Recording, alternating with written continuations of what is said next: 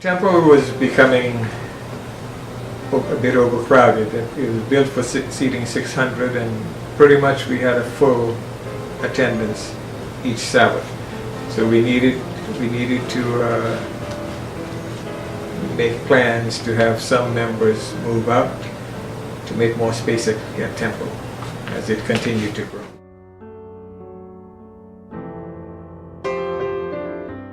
The first pastor, of course, would have been the pastor of Miami Temple at that time, Pastor Dan Benzinger, and the first elder would have been Bruce Pagan.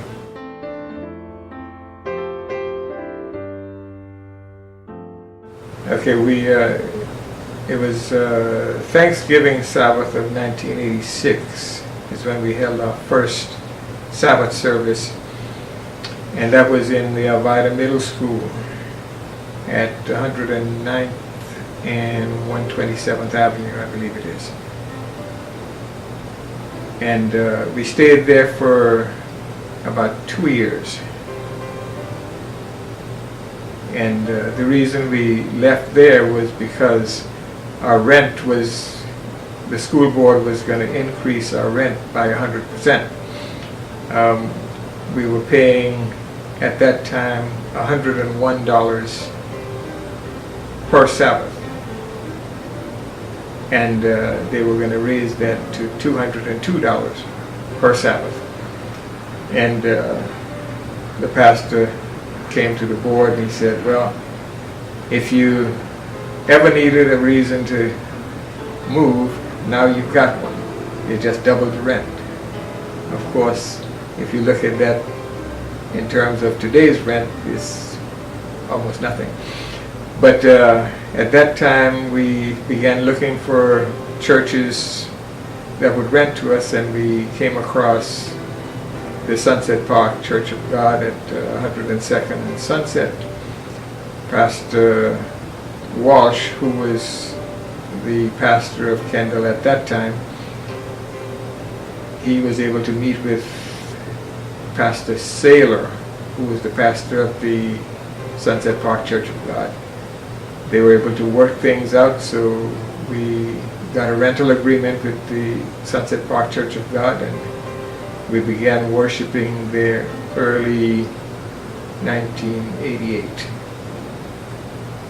We stayed there from 1988 until 2001, I believe it was, when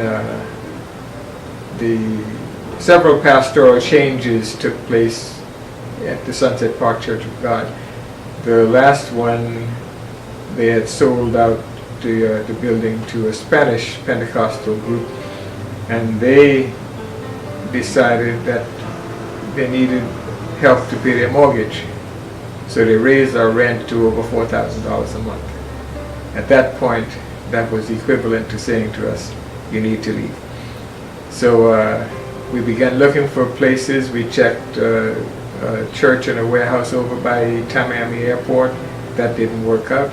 We went down and looked at church on Quayroos Drive and 127th Avenue, and we almost got it.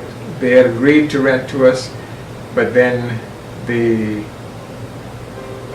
Sabbath before we signed the agreement, one of the deacons came to visit, and that particular Sabbath, Pastor Fletcher was preaching on the mark of the beast. Needless to say, once that was done, we no longer was able to get that church for rent. So we had to go back to the drawing board, and that's when we came across the South Miami Heights Elementary School, and we worshiped there for 2 years while our building was in progress.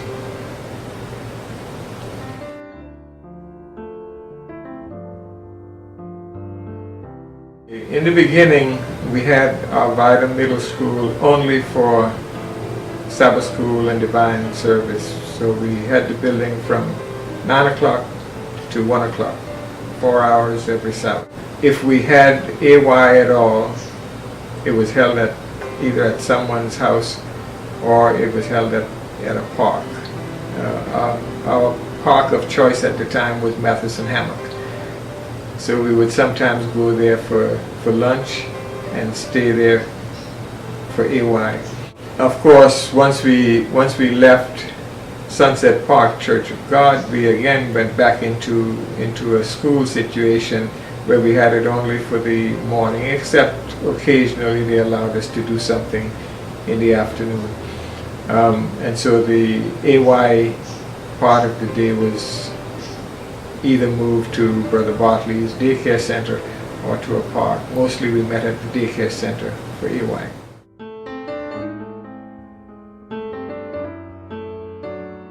The general idea was that they would eventually be able to find their own place. I believe that Brother Hannah and were in the hall, the gymnasium or the hall of the elementary school in the area where we are now. That Hannah found this property where the church is now. Ever since day number one, that was the goal from the day we left Temple. As a matter of fact, the arrangement was starting out that Miami Temple was giving us $100 per month toward our building fund. But that only lasted for about a year. And then they said they had budget issues and they could no longer give us this money for building fund, so it was cut off. But from the very first, we had as our goal to build our own facility.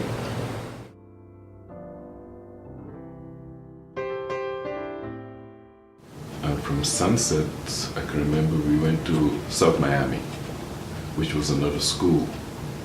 This was not a church, and this was a school. Right? There we had some difficulty. We only had the main services in the morning, and AY again, no AY. And every morning we came to church, we had to set up, we had to arrange the church so that we can have, arrange the school so that we can have service in the school. So we have to set up all the chairs and the benches and the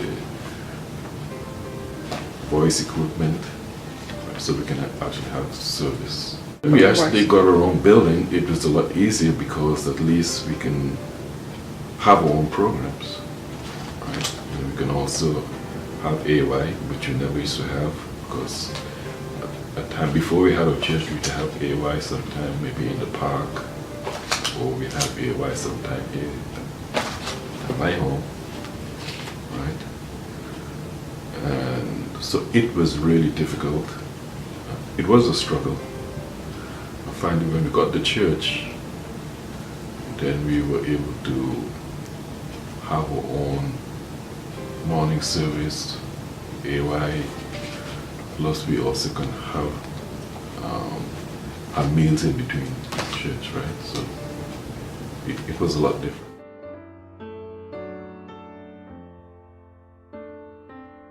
Well, numerically, we started out of Miami Temple with 35 members. By the end of 2 years, I don't remember how many members we actually had. Most of them by transfers in, because we didn't really have facilities to do big evangelistic campaigns and stuff like that. We had one evangelistic crusade while we were in Arvada Middle School, which resulted in 2 baptisms. But most of the growth was by transfers. And by 1988, when we moved into Sunset Park Church of God, we were at a point where the conference was comfortable to organize us from a company into a full-fledged church. So I would say at that point we had probably around 70, 80 members. By now on the books, again speaking numerically, we have about 330 plus on the books. I think the youth department has made great strides over the years. We had a pretty much active AY department from about the 5th year of our existence. But Pathfinder Club, we tried to get one going, had it going for about maybe 2 or 3 years prior to Hurricane Andrew, with a club membership of about 10 kids. But after Andrew, most of the parents moved away, with the exception of maybe 2 or 3 families. So that basically brought our club down to maybe 2 or 3 members, and we just never started up again until, I don't remember what year it was now, but Sister Anne Marie decided to start it going. And but over those years, while under Sister Wellington's leadership, the club really prospered, as you can see if you look at our trophy case in the foyer. In terms of administration and leadership, I think Kendall has been blessed, particularly during our building phase, with the wisdom of Pastor Anderson and his ability to work with the building committee and the contractors in order to get us into the building that we are now.